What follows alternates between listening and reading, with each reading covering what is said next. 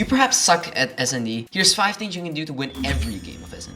No bullcrap, just some things I learned along the way while playing codm. Let's begin right away. Familiarity. I swear, some of you people don't even think this is important, but this is one of the key factors in whether you're winning or losing your fights. Try to familiarize yourself with the map that you're playing. Remember what spots you can stay at for scouting, spots to snipe, and spots to take cover in. This is extremely important in the post-plant phase. You need the best spots for yourself to either protect the bomb or to attack it. I know, there are a ton of maps. And I'm not saying you should remember them all. Don't. Just play a few games with them, understand the terrain, and you're set. Try to find at least 2 routes that you can safely go for both defending and attacking. And I know it's hard. I can't remember every map as well. Favela has just way too much buildings, and Takeoff has just way too many options for what the enemy can do. But you'll slowly get better the more you play. You can play with your friends together to practice, or if you're lonely like me, just hop on single player trainings and walk around all the SND maps. Next up, always check the timer. Here's some things that you should remember. Every round starts with 2 minutes. A bomb after a plant is going to explode after 45 seconds, and you need 5 seconds on the timer to defuse the bomb. It does not matter whether there's 0.000001 seconds left before it turns 4. As long as you click on the defuse at 5, you're safe. Remember how much time you need to do any. From knowing the time, you can know what time do you really have to start to rush, and when you can stay chill and just walk slowly. And always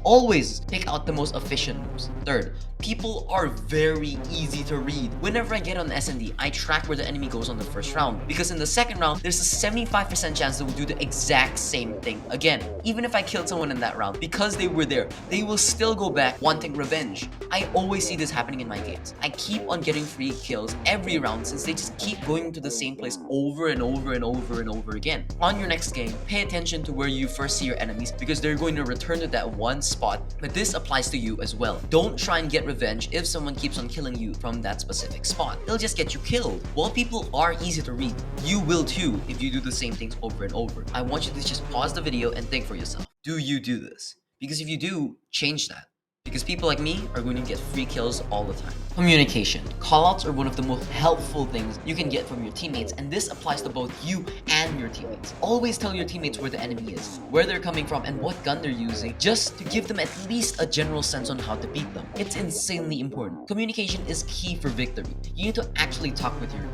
And yes, I know, the reality is that the most people mute themselves, or they make it friends only. And yes, I do make it mute all the time. But the thing is, I will still say things in the chat to tell my teammates where the enemies are. Just say something in the chat, even if they don't want to listen. And I know this sounds cringy, but it has to start with you.